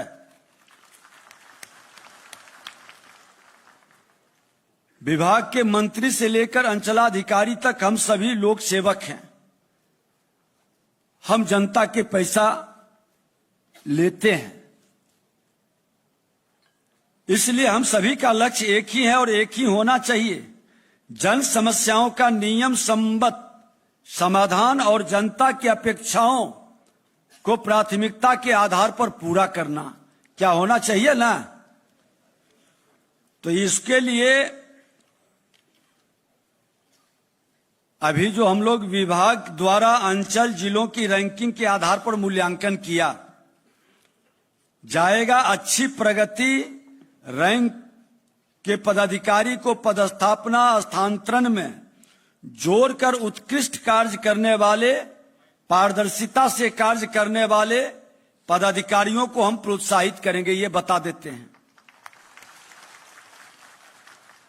और ऐसे मामले जहां आवेदन ने फर्जी कागज लगाकर आवेदन दिया है, ऐसे मामलों को अंचलाधिकारी द्वारा प्राथमिकता क्यों नहीं दर्ज की गई, ये बड़ा गंभीर विषय है। लेकिन 31 दिसंबर तक आपको हम अवसर देते हैं और हम उम्मीद करते हैं कि जब जगा तभी सवेरा। क्या जो बेहतर कर लेंगे, निश्चित तौर पर हम एक बार पुनः नए वर्ष में इसी तरह की पुनः समीक्षा दिन भर का करेंगे। विगत 24 नवंबर को आदरणीय प्रधानमंत्री जी के मार्गदर्शन और माननीय मुख्यमंत्री जी के नेतृत्व में हमें सेवा का अवसर मिला और आप लोगों के बीच बैठकर हमें भी जानने की उत्सुकता है और आपके सहयोग से समाधान का संकल्प है। विभाग में हमारे नए प्रधान सचिव भी आए हैं, लिहाजा हम लोगों के लिए विभाग के कार्यवृत्त को सूक्ष्मता और विस्तार से समझने की जरूरत भी महसूस हमने किया है। इस क्रम में 100 दिनों की कार्य योजना भी हमने बनाई है। हमारा लक्ष्य है कि अगले 100 दिनों में जमीनी स्तर पर राजस्व और भूमि सुधार से जुड़े मामलों में लोगों को सकारात्मक बदलाव दिखे। हमने सबसे पहले दाखिल खारिज और परिमार्जन से जुड़े सुधारों को प्राथमिकता दी है। विभाग के स्तर पर और आपके माध्यम से हम क्षेत्रीय पदाधिकारियों और कर्मचारियों को साफ संदेश देना चाहते हैं कि दाखिल खारिज और परिमार्जन से जुड़े मामलों का प्राथमिकता के आधार पर समयबद्ध निपटारा सुनिश्चित करें। और ये संदेश आपके माध्यम से सभी राजस्व कर्मचारी तक जाना चाहिए, इसकी मॉनिटरिंग होनी चाहिए। अनावश्यक रूप से मामले को लंबित रखने, बेवजह रिजेक्ट और ऊपर के पदाधिकारियों को अग्रसारित करने की प्रवृत्ति पर तत्काल रोक लगनी चाहिए। अपनी जिम्मेवारी डालने के लिए सीधे कुछ लोग की आदत होती है, नीचे नहीं इलाज करेंगे रेफर कर दो, जबकि हम कर सकते हैं, सक्षम है, हम समस्या का समाधान कर सकते हैं अपने स्तर पर। उसका भी गहन समीक्षा हम करेंगे बहुत बारीकी से, और उसका कारण भी आपको स्पष्ट करना पड़ेगा। लंबित मामलों और रिजेक्शन तथा रेफर किए हुए मामलों की हम प्रमंडल और जिलावार सूची मंगवाने जा रहे हैं। उसकी गहन समीक्षा कर विभाग ऐसे मामलों में सुसंगत हल तलाशेगा। असंगत नियमों के विपरीत मामलों में संज्ञान लेकर विभाग जिम्मेवार लोगों तथा अधिकारियों पर विधि सम्मत कार्रवाई भी हम लोग करेंगे, लेकिन कार्रवाई के पहले आपको मौका दे रहे हैं। फील्ड स्तर से कई मामलों पर फर्जी कागजात के जरिए दाखिल खारिज परिमार्जन को बाधित करने की शिकायतें भी विभाग को मिली है, जिसने आपने भी स्वीकारा है। एक जगह अभी बताए कि हमने जांचा है, गलत है, तो उसका रिजेक्ट कर देने से तो भय पैदा नहीं होगा। हमारे एक्ट में, कानून में कार्रवाई का भी है ताकत, और आप अपनी ताकत को नहीं पहचान रहे। हम कर्तव्य के साथ अपने अधिकार को ईमानदारी से पालन करने लगेंगे, फिर देखेंगे कि किसी की हिम्मत नहीं है कि आपसे आकर के कोई धमकाएगा, कोई उलझेगा, और इसका असर दूरगामी पड़ेगा। मुख्यालय स्तर पर हम स्पेशल टीम बनाकर फर्जी दस्तावेज, लंबित परिमार्जन से जुड़े मामलों का निपटारा और अनैतिक कार्य प्रणाली पर अंकुश लगाने जा रहे हैं। आप बरगलाएंगे, पोषित करेंगे, तो हमारा एक उड़नदस्ता अलग अलग बिना सूचना के जाएगा और इसका बीमारी का इलाज, फुल सर्जरी भी करेगा और फिजिशियन के रूप में दवा भी देके आएगा। विभाग की ओर से मैं स्पष्ट कर देना चाहता हूं कि हमारी मंशा किसी भी अधिकारी या कर्मचारी को परेशान और हतोत्साहित करने की कतई नहीं है। नियम संगत और सुसंगत काम करने वाले न केवल प्रोत्साहित किए जाएंगे, बल्कि उन्हें विभाग पुरस्कृत भी करेगा। ऐसे लोग जो ईमानदार, बहुत सारे नए चेहरे, युवा चेहरे हैं, अच्छे काम करने वाले को हम लोग सम्मान करते हैं। उन लोगों पर कोई प्रॉब्लम, शिकायत आने पर वो डायरेक्ट हमसे मिल सकते हैं। हमारे सेक्रेटरी और हम लोग इस तरह के कार्य पर बहुत पैनी निगाह रख रहे हैं। नियम विरुद्ध, अनैतिक, कदाचारपूर्ण कार्यों में संलिप्त अधिकारी कर्मचारी किसी भी कीमत पर बख्शे नहीं जाएंगे। क्षेत्रीय स्तर पर पदस्थापित पदाधिकारियों से विभाग की अपेक्षा है समय सीमा के अनुपालन के साथ परिमार्जन और दाखिल खारिज के मामलों का निस्तारण करना, जमाबंदी को समय सीमा के भीतर त्रुटि रहित बनाना, लघु सीमांत किसानों भूधारियों को सरकार की योजनाएं जैसे पीएम किसान का समुचित लाभ मिल सके, ये आपके कार्य प्रणाली पर निर्भर करता है। जो हमारी निष्क्रियता के कारण ये लोग वंचित हो जा रहा है, हमारा बिहार वंचित हो जा रहा है। गलत कारणों से आवेदन को स्वीकृत देने या रिवर्ट की प्रवृत्ति को समाप्त करना, भूमि विवाद को रोकने के लिए माफी में एकरूपता और स्पष्टता होनी चाहिए। लोकहित और सरकारी भूमि की अभिरक्षा के लिए अतिक्रमण पर अंकुश लगाना भी हमारी जिम्मेवारी है। हम भूमि विवाद का पारदर्शी और नियम संगत तरीके से निपटारा, ऑनलाइन निष्पादन पर बल देंगे। फर्जी दस्तावेज के आधार पर भूमि विवाद को हवा देने वाले तत्वों से अंचल कार्यालय को मुक्त करने की हम सबकी जिम्मेवारी है। राजस्व न्याय प्रणाली को पूर्णतः पारदर्शी, ऑनलाइन और समयबद्ध, बेवजह मामले को रिमांड बैक करने की प्रवृत्ति से हम सबको बचना है। आम लोगों से ऑफलाइन आवेदन या ऑफलाइन नकल मांग न करें। कोई कमी है तो उनको आप सूचित करके सुधार करें, सहयोग करें। सभी अंचल कार्यालय में बैनर, पोस्टर, हेल्प डेस्क बनाकर दी जाने वाली सुविधाओं और प्रक्रियाओं की स्पष्ट जानकारी उपलब्ध कराना हम सबकी जिम्मेवारी है। अंचल कार्यालय को भूमाफिया और दलालों के अवांछित हस्तक्षेप से मुक्त करने का एक संकल्प लेना है, जो हम समापन 4 बजे के बाद होगा, संकल्प कराएंगे। विभाग को जन शिकायत से मुक्त, पारदर्शी और स्वच्छ बनाने का हम सब की जिम्मेवारी है। विभाग की दृष्टि और दृष्टिकोण बिल्कुल साफ, जनता को जमीनी स्तर पर सकारात्मक सुधार महसूस होना चाहिए। हम आपके अंचल अनुमंडल क्षेत्र का फीडबैक केवल वरीय पदाधिकारियों से नहीं लेंगे, आम लोग हमारे सबसे बड़े फीडबैक देने वाले हैं। ये आप जानकारी रखिए कि मैं हर जिले में जाते हैं, जन कल्याण संवाद लगाते हैं, पूरे बिहार के लोग आते हैं और ज्यादातर जमीन से जुड़ा हुआ ही मामला आता है। तो सिर्फ आपके आंकड़े डांटे पर नहीं, आम लोगों का भी फीडबैक, और हमने कहा है कि जो आवेदन जमीन से जुड़ा हुआ लेके आएंगे, अब वो अंचल अधिकारी या थाना प्रभारी, डीसीएलआर या अनुमंडल अधिकारी, एडीएम, डीएम या एसपी को आवेदन दिए हैं तो उसकी कॉपी भी जरूर लगा दें, ताकि हमको न्याय करने में सुविधा हो और पूरी जानकारी भी मिले कि किस स्तर पर विलंब हुआ या बरगलाया गया। ये सभी बिहार के लोगों को आप लोग भी अंचल में पूरी तरह से उसको रिसीविंग दें, ताकि हम उसका समाधान समय कर सकें।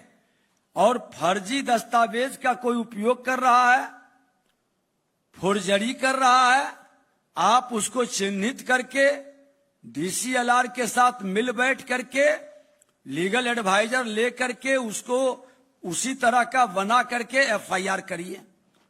थाना सहयोग नहीं करता है, आप विभाग को इमीडिएट लिखे, अपने जिलाधिकारी समाहर्ता आपके विभाग से जुड़े लोग हैं, सभी डीएम समाहर्ता ही कहलाते हैं, वो राजस्व भूमि सुधार से जुड़े हैं।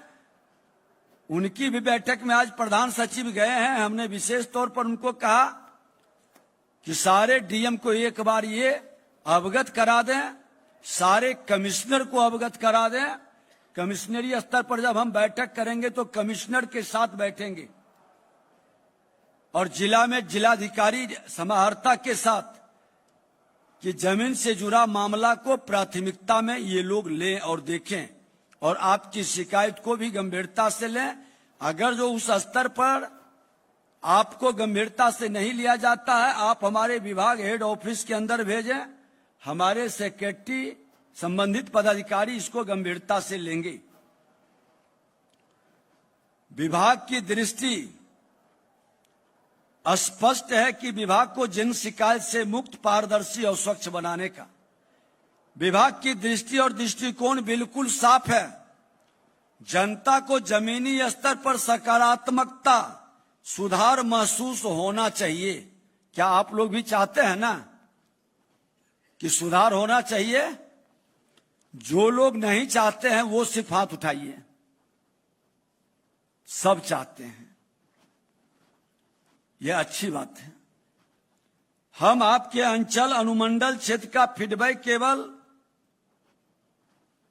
गोपनीय ढंग से भी प्राप्त करेंगे और सभी अंचल में एक शिकायत पेटी आप रख दें। उस शिकायत पेटी में कोई भी व्यक्ति सही आवेदन, जानकारी, सूचना डाले, उसको अंचलाधिकारी ही खोलेगा, आपके कोई कर्मचारी नहीं खोलेगा। उसी तरह से डीसीएलआर के पास भी रहे, जिसके सीओ के संदर्भ में आपको दे सके। ये व्यवस्था आप जरूर बना लें। क्या इस तरह की व्यवस्था है क्या? अभी तो नहीं है। हो सकता है कि कोई कमजोर गरीब आदमी डायरेक्ट आके नहीं देना चाहे, सीसीटीवी कैमरा के दायरे में नहीं आना चाहे, वो बॉक्स में डाल देगा। कर्मचारी का सीओ देखेंगे, सीओ का डीसीएलआर देखेंगे। ठीक है? आम लोग हमारे जो फीडबैक देंगे वो बड़ा महत्वपूर्ण होगा और आपको बड़ी ताकत मिलेगी सुधार में। विभाग की प्रतिष्ठा आग्रह करेंगे कि सब लोग मिलकर बढ़ाइए। हम प्रोत्साहित और पुरस्कृत तो करेंगे ही, विभाग को लज्जित और कलंकित करने वाले को हम बख्शेंगे नहीं। हम सुधार का मौका दे रहे हैं। 15 दिन का मौका हमने पटना में जब बैठक किया, भूमि सुधार जन कल्याण संवाद, 15 दिन का मौका पूरे बिहार के कर्मचारी पदाधिकारी को दिया है। और हम समझते हैं इंसान के लिए इशारा काफी होता है। आप सब सकारात्मक भाव से बढ़िए। कोई कुछ कह रहे हैं?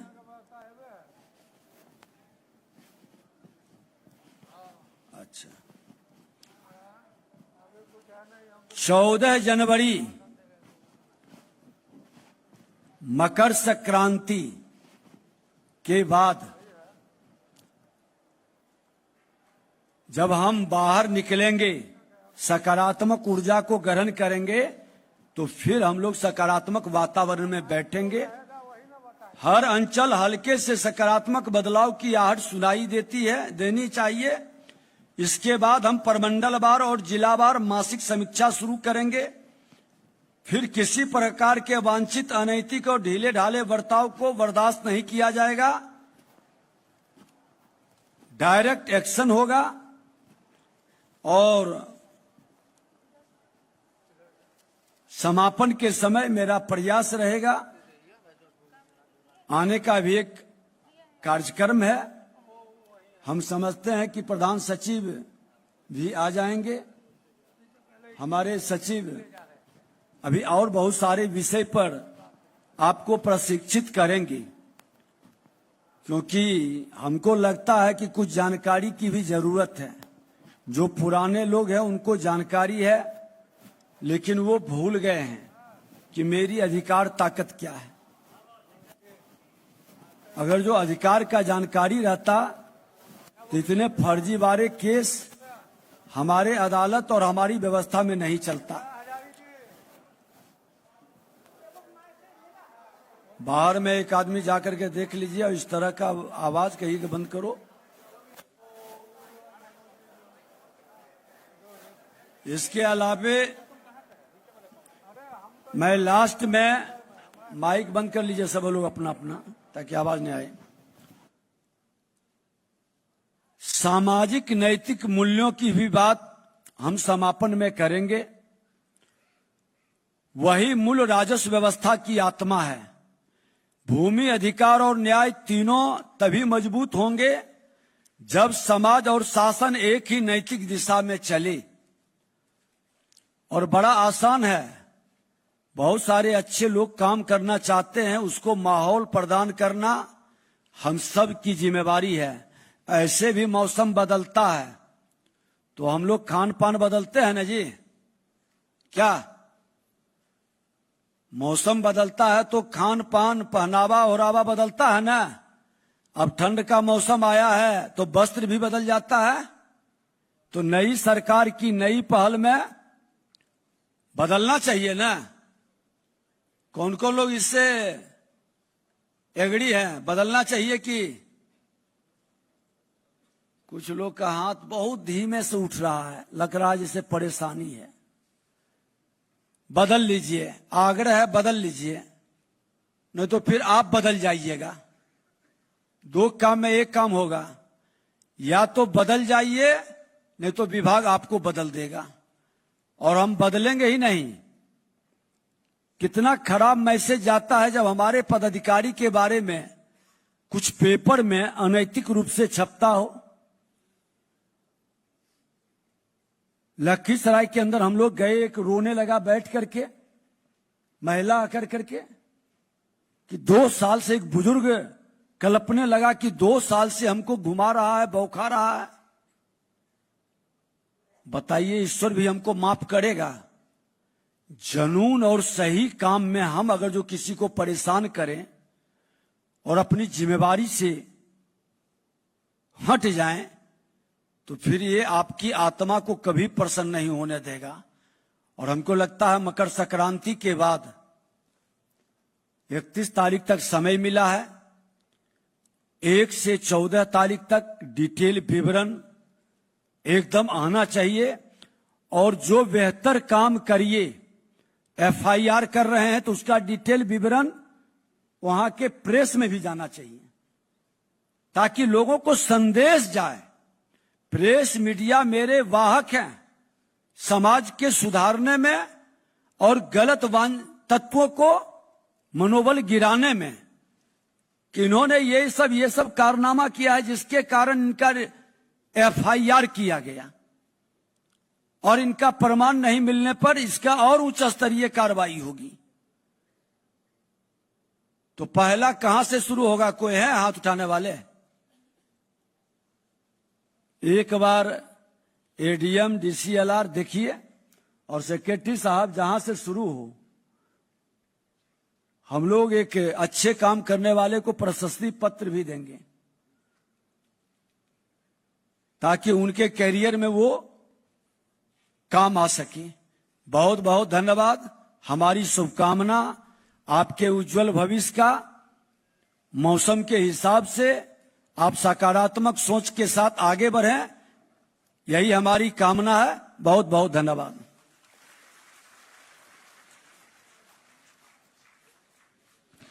बहुत बहुत धन्यवाद माननीय। अब कार्यक्रम को आगे बढ़ाते हुए विभाग के वरिष्ठ पदाधिकारियों द्वारा विभाग से संबंधित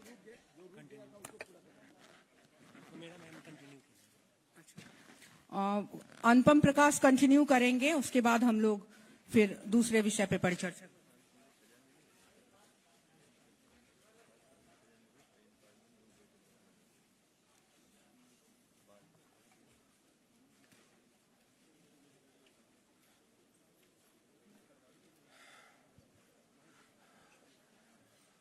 हाँ, धन्यवाद मैडम। तो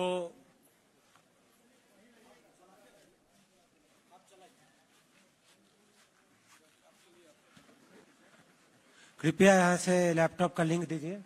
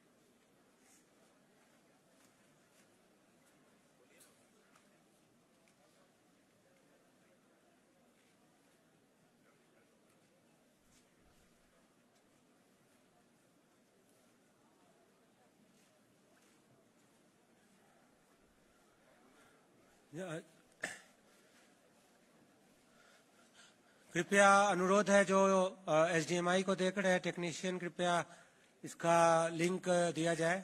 तब तक मैं कंटिन्यू करता हूं। जो हमारा विषय था भूमि विवाद पे, माननीय उप मुख्यमंत्री ने काफी अच्छे तरीके से आपको इसका गंभीरता। बहुत सारे लोग हॉल से बाहर जा रहे हैं और कृपया वो लोग तुरंत वापस लौटें।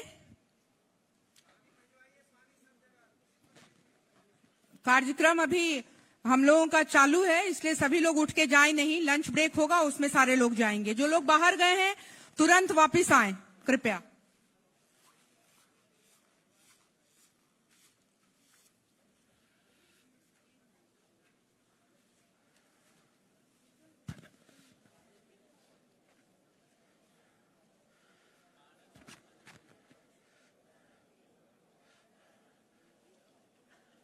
अब आ जाएगा, ठीक है, अब आ जाएगा।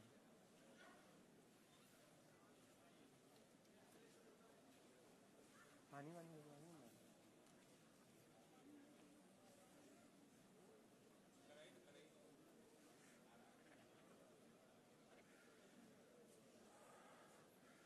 माननीय उप मुख्यमंत्री द्वारा जिस गंभीरता से बताया गया है, इस चीज में निर्देश दिया गया, जो आप बता रहे थे ना, जो सीओ साहब की 107, 144 का, उसका उद्देश्य हमारा यथास्थिति या शांति को मेंटेन करना है। और ये वाला जो हमारा धारा है जो हम आपको बताएंगे, इसका आप नोट कर लीजिएगा। इसका प्रमुख उद्देश्य है इस तरह के फर्जी दस्तावेज, धोखाधड़ी, इसको चेक करना। तो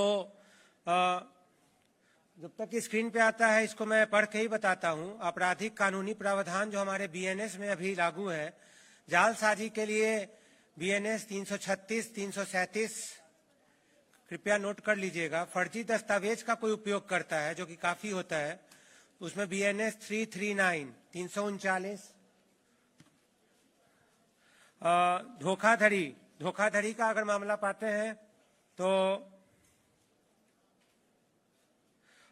बीएनएस 318, जो कि पहले आईपीसी में 420 था। क्या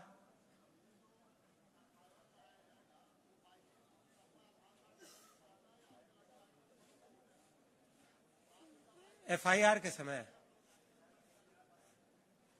जो प्रक्रिया है, आप बाकी सारे चीज में अपनी अनुशंसा करते हैं, पुलिस में आप एफआईआर दर्ज करते समय उसी प्रक्रिया का पालन करेंगे। इनका आप प्रश्न पूछिए यहाँ पे। अभी क्वेश्चन के लिए अभी निर्देश प्राप्त हुआ है, इस समय क्वेश्चन का सर बोलिए क्वेश्चन आपका। नहीं सर, एक्चुअली मैं ये पूछना चाह रहा था कि एफआईआर जो करानी है वो हमें अपना आधार कार्ड लगा के एफआईआर करानी है बाय नेम, या फिर अंचल अधिकारी के नाम से वो एफआईआर होगा, ताकि जब ट्रायल चले तो उस समय तत्कालीन अंचलाधिकारी ही अपना उस ट्रायल में अपना पक्ष रखेंगे? स्टेट की तरफ से होगा क्या? मजिस्ट्रियल पावर आप लोग हमें दे रहे हैं इन मामलों में, या फिर हमें व्यक्तिगत रूप से एफआईआर करानी होगी?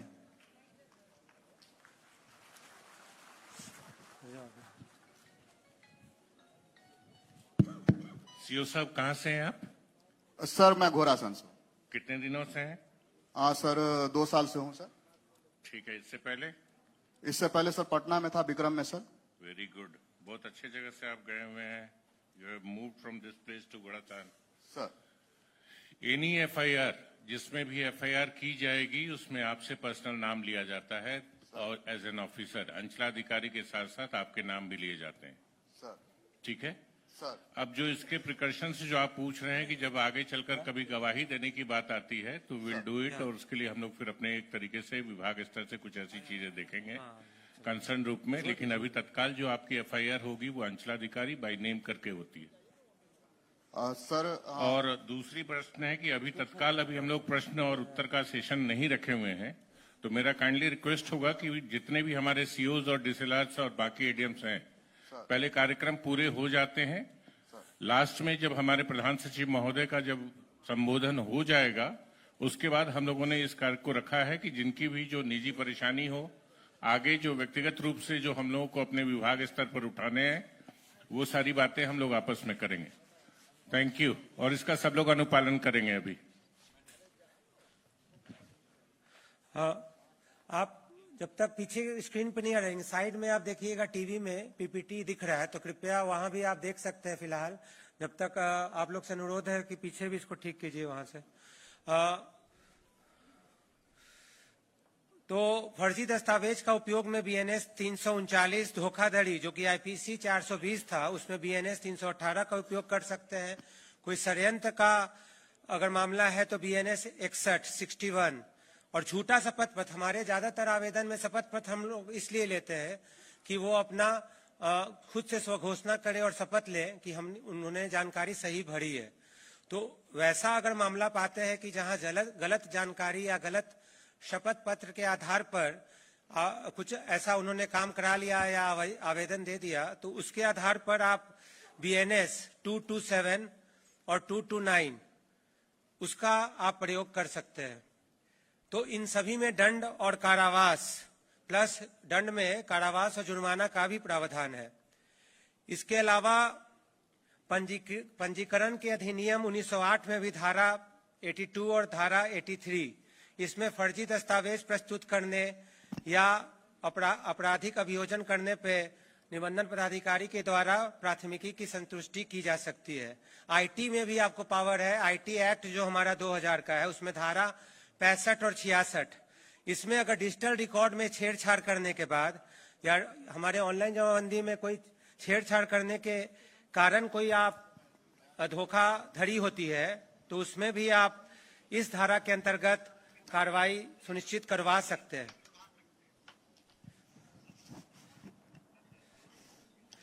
ये तो आपका था।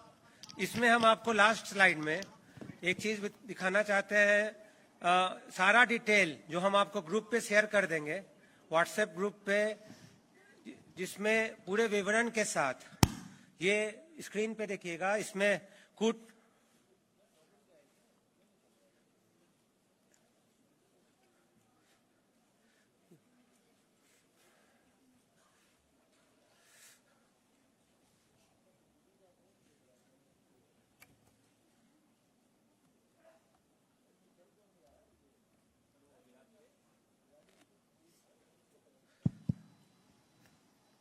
तो ठीक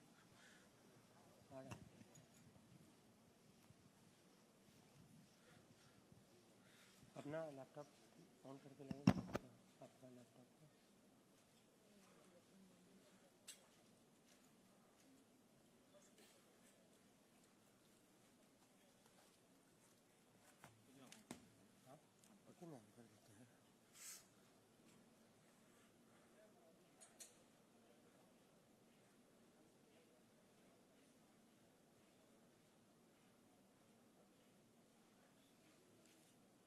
इसे कनेक्ट कीजिए आपको।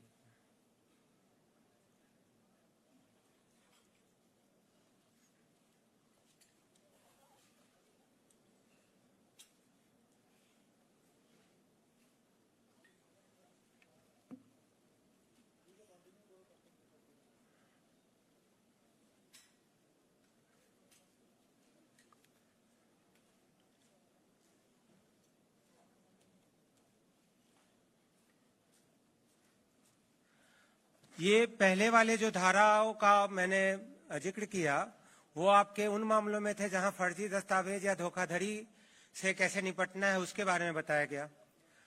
अब ये वैसे मामले हैं जहां पे जनता दरबार जो शनिवार लगाया जाता है आपके द्वारा, उसको ज्यादा इफेक्टिव या प्रभावी कैसे बनाया जाए, उसके लिए हम जो पहले ऐसा लेटर निकला था उसी में आप देख सकते हैं, क्रिमिनल ट्रेसपास धारा 329(1), ये जो है इसका काफी प्रयोग करने से काफी विवाद जो जैसे रहती मामलों में BLDRA, बिहार भूमि विवाद निराकरण अधिनियम ही सक्षम जो एक्ट है, धारा है, और DCLR को ही सकती है। पर जो बहुत सारे ऐसे मामले होते हैं जहां पे टाइटल का विवाद नहीं होता है, एक पार्टी अवैध पूरे बिना कोई कागज का, बिना कोई स्वामित्व के कोई दस्तावेज का वो कब्जा करने का प्रयास करता है, धमकाता है, किसी के प्रॉपर्टी में एंटर करता है, उसको भी रोका जा सकता है। उसके लिए इफेक्टिव फोरम है जनता दरबार। सारे मामलों का निष्पादन अगर DCLR या ऊपर के न्यायालय पे होगा तो ये संभव नहीं है, उस पर भी लोड बढ़ेगा। तो हम कोशिश करेंगे कि जनता दरबार में इन मामलों का, जहां पे दूसरा पार्टी कोई कागज नहीं दिखाता है, स्वामित्व का इशू है ही नहीं, वहां पे आप क्रिमिनल ट्रेसपास और हाउस ट्रेसपास का जो एक्ट है उसका उपयोग करवाइए, और थाना जनता दरबार में वैसा FIR करवाइए जो संबंधित पार्टी है, ताकि उसका कुछ चेक एंड बैलेंस लग सके। उसके बाद भी अगर उसमें कोई इशू ऑफ टाइटल आता है तब आप उसको रेफर कर दीजिए BLDRA में, सिंपल केस ऑफ टाइटल है तो।